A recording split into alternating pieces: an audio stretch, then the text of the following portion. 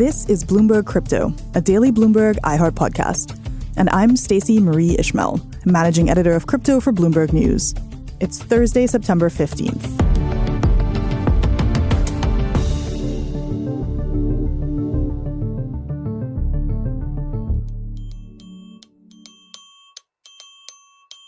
You might not have heard of Twitch, but it's one of the most popular places on the internet. And it's owned by a company you've definitely heard of, Amazon. Millions of people every day use Twitch to watch their favorite live streamers. And what do those live streamers do? Everything from playing video games to applying makeup to solving math problems in real time. Video games are still the biggest category of live streams that people tune into on Twitch. And the biggest games, like Grand Theft Auto 5, Fortnite, and League of Legends, absolutely dominate time spent on the platform. But there's a new addition to that top 10, and it's crypto gambling. Crypto gambling is the 7th most popular content category on Twitch right now. Many streamers are being paid very handsomely by the companies involved to take part in this activity. But why? And where is this all coming from? And what are the risks of encouraging a whole new generation of people to gamble? Joining me now is Bloomberg video game reporter Cecilia D'Anstasio. One streamer who is actually the most popular streamer on Twitch lost $164,000 in literally 139 seconds. To talk about the toll of this growing trend.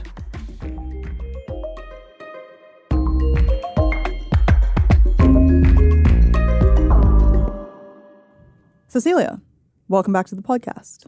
Thank you for having me. Let's start with the big question, which is people have probably heard of TikTok. They've definitely heard of YouTube at this point. They know what Netflix is. They know what Hulu is. Where does Twitch fit into that video ecosystem? Twitch is a platform for live streaming video games and other forms of content, ranging from putting makeup on to performing music or doing art. It's kind of become the default live streaming service on the internet, but it was started to live stream people playing video games. And the live streaming element is, there's like very little post-production. You stick a camera in your face. It might be a fancy camera. Your face might be well made up.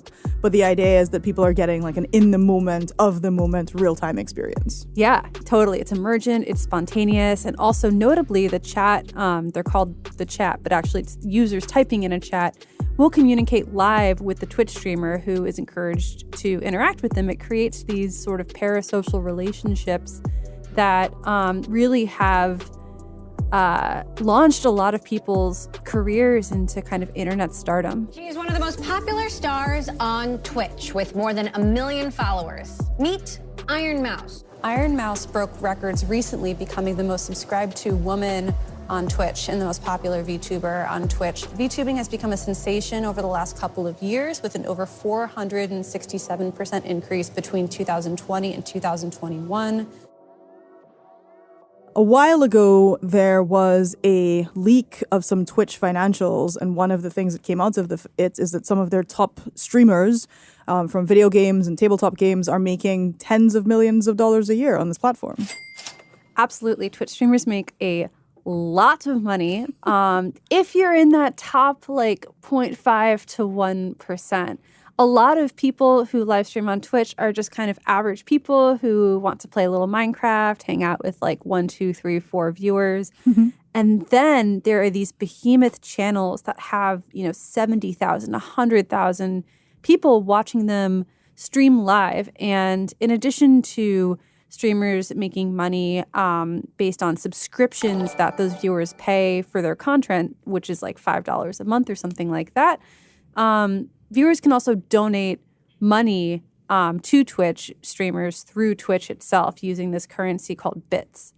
So it's their in-house, almost like a cryptocurrency, one could say.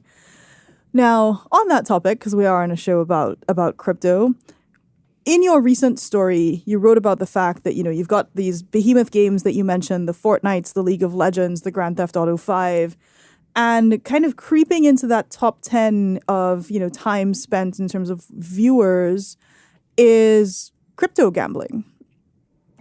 Yeah, it feels totally random in some ways, right? Because you're just like, why are the same people who like watching competitive League of Legends also watching someone just click their mouse like 800,000 times and playing online slots? But it's interesting because there's a bit of a heritage with gambling on Twitch that actually didn't come from crypto. It came from something a little obscure called CounterStrike skins. So there's this video game called CounterStrike. It's a first-person shooter by this company, Valve, extremely popular. And one thing people love to do in that game is dress up their guns with what are called skins. They're basically just like costumes. For your guns. For your guns. Right, yeah. And what people found out is that, there's a really lucrative marketplace for these. People were selling them for hundreds, even thousands of dollars. People love to show off their cool, rare, like AK-47, like army, style. I just want to costume. note that this is a wild series of sentences, but please carry on. That's gaming for you. Basically, though, there are these websites that cropped up several years ago for skin gambling. So people would play roulette to earn these skins, and it was something that was very lucrative. There were very, very large and well-off companies that were doing this, and importantly, a lot of people who were under 18 also participated in this. And which that is a problem by legal standards. It is a problem by legal standards, allegedly. I'm not a lawyer. There were a lot of lawsuits around this.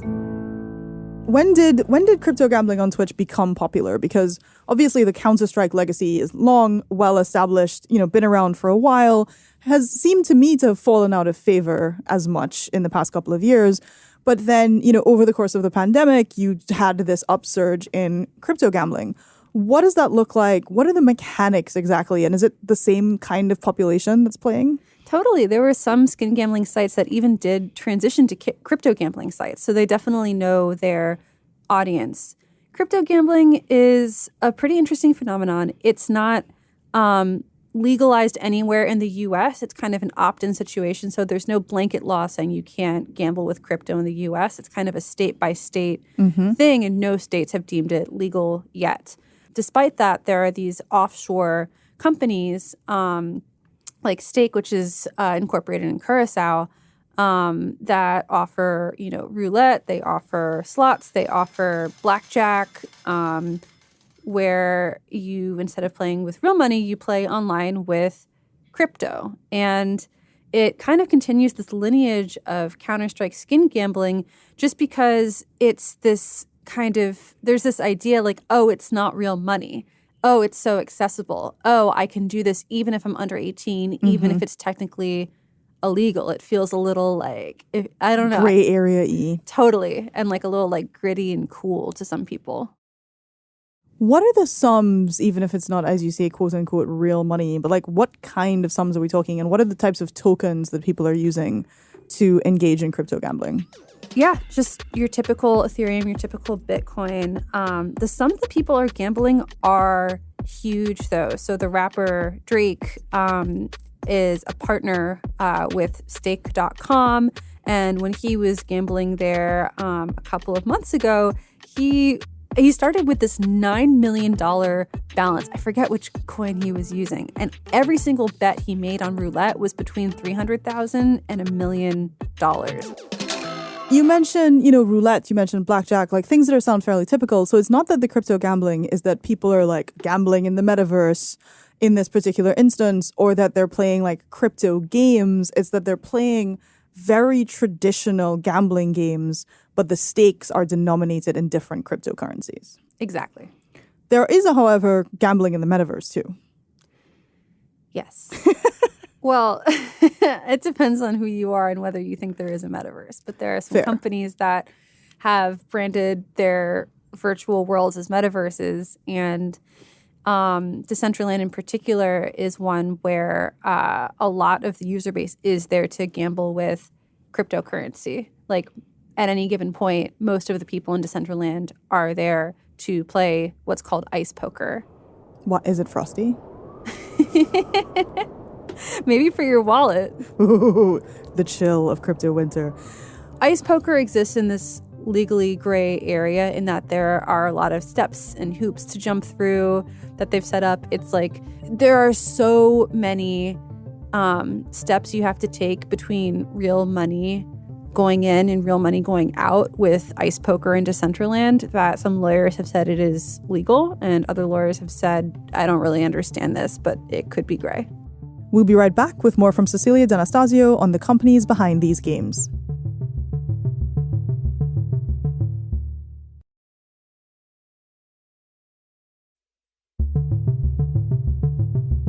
You know, the internet is everywhere, and that is kind of a challenging proposition. So how are folks planning to decide, well, it looks like this person is signed up in a state that doesn't allow online gambling, and if, you know, crypto gambling ever becomes regulated, what are we just going to like block people in New York or, you know, whatever that might be? Like, what are some of the mechanics at play here? Yeah, it's interesting because crypto gambling isn't really on Congress's radar. It's barely on the American Gaming Association's radar because the most important thing right now they're trying to tackle with illegal gaming is illegal sports betting. That's huge. Crypto gambling is also quite big. I'm not able to compare them because, again, we just don't have statistics on this kind of thing. But it's really flying under the radar for a lot of legislators. You know, you only mentioned the U.S. context. Stake also has a UK entity that is, you know, registered on the Isle of Man. In terms of the laws internationally, is this like another area of complexity that these global platforms have to contend with? Like, how are they just handling the idea that in addition to state-by-state regulations, they may also having to be making decisions on countries?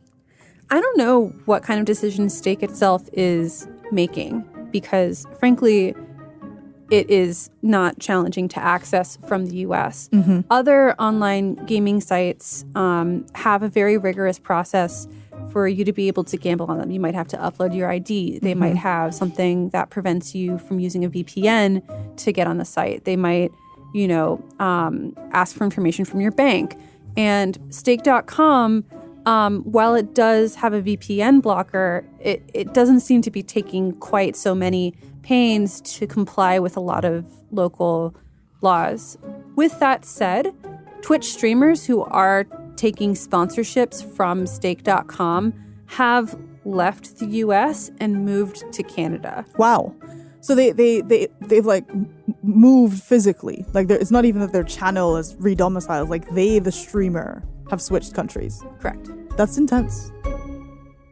Is it worth their while economically to be doing this? Oh my God, yeah. I mean, I talked to a streamer who was offered $19 million a year to gamble on Stake.com, but that's not even the highest bid out there. There are people who are making several $1 million a month just because of these sponsorships. But on the other side of the coin, it's kind of dark because, a couple of these top people are legitimately, it seems, addicted to gambling. Mm-hmm. One streamer who is actually the most popular streamer on Twitch lost $164,000 in literally 139 seconds. Jeez. There's another streamer who lost $12.9 million in just 1 month. I'm glad you mentioned the issue of gambling addiction. Like, we've done an episode on this show about crypto addiction. And, you know, one of the things that we talked about is the fact that so many of the mechanics built into these apps, built into these platforms, really encourage certain types of very addictive behavior. It strikes me as extremely similar to, you know, something the two of us talked about, like loot boxes in mobile gaming and the ways in which these games are just like designed to extract money from you. Is there any pushback at all, either from consumers, from groups, from, you know, concerned parents about the fact that these kinds of mechanics are now finding themselves in yet another expression that is gaining in popularity? I don't know if it's even quite so detached. This is just literally gambling. If you go to Stake.com, you can click a button and you are in a blackjack room and there is a live human blackjack dealer who you are literally playing blackjack with. Mm-hmm. It's just for crypto. Right. And despite how literally gambling it is, there isn't a lot of pushback on these sites. outside of the Twitch community where it's become popularized. On Twitch, top Twitch streamers who are very concerned about their friends becoming addicted to this and also viewers becoming addicted have made a lot of statements along these lines saying that Twitch should ban this content or it should prevent streamers from taking these deals somehow. There was a very popular petition as well, signed by just like 2,300 people, which isn't a ton of people, but it's not insubstantial, asking advertisers on Twitch like Nvidia and Pepsi to reconsider those deals in light of the popularity of crypto gambling. You know, I've spoken to several people for this story that I wrote who did become to crypto gambling after watching Twitch streamers do it. And of course, they themselves chose to go to stake.com or any of these websites and lose money in that way. All of them, of course, lost a lot of money. But at the same time, you know, there is some relationship there between watching the streamers do it and doing it yourself. It goes back to the idea of the parasocial relationship that you mentioned, where you can you're projecting your feelings of intimacy, engagement, connection onto these folks, which is one of the reasons that makes endorsements from them so powerful. Exactly. Whew. Well, heavy but important stuff. Thank you for joining us today. Thank you for having me. Thank you, Cecilia. You can find more of Cecilia's reporting on the Bloomberg Terminal on Bloomberg.com or follow her on Twitter. She's at Ceci Anasta. That's CECIANASTA.